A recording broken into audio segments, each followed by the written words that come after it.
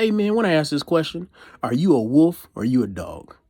Now, I say that and it's somewhat facetious, but the truth of the matter is that the illustration or the words that I just used, they illustrate two types of men. One is kept and one is free. Now, a dog can be kept on a leash. He has an owner. And a dog does what his owner says at the end of the day.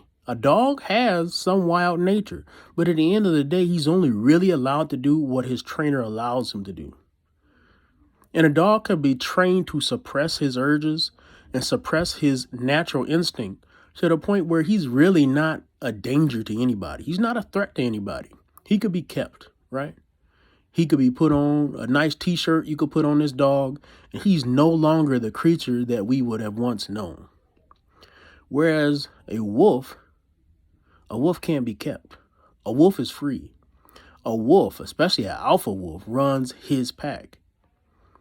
And a wolf decides what he does. A wolf decides what his territory is. His territory is whatever he can fight for and whatever he can claim on his own rights. And a wolf follows his instincts for the betterment of his pack. And that's the difference between a wolf and a dog. And as men, we got to choose whether we're going to be wolves or dogs. Some of you men think, and let's just take it from a single man's perspective first.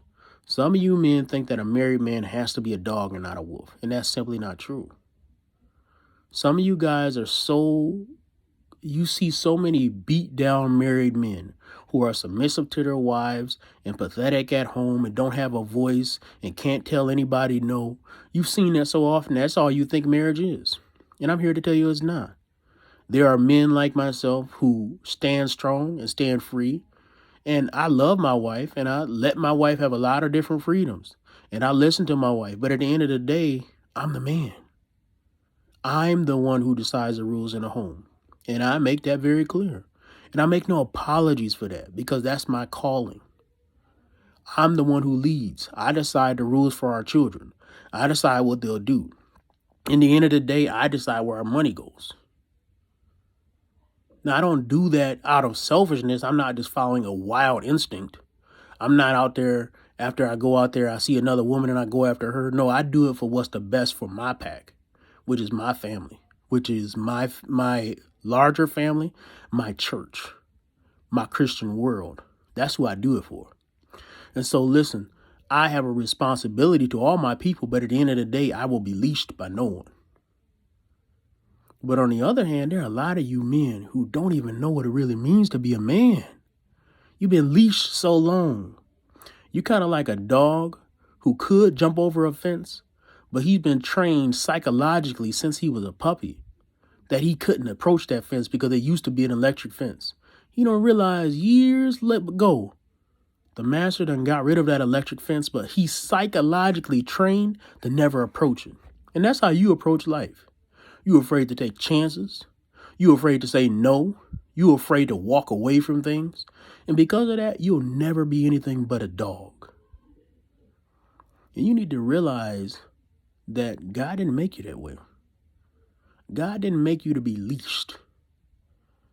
God didn't make you to be at someone else's beck and call, to repress what it means to be a man, to repress the nature to lead, to repress the nature to protect, to repress the nature to fight for territory, to compete, to take chances, to take risks, to be aggressive, to say what you want, to speak freely. God didn't create you with all those repressions. He created you to be free. And so I want to push this for men.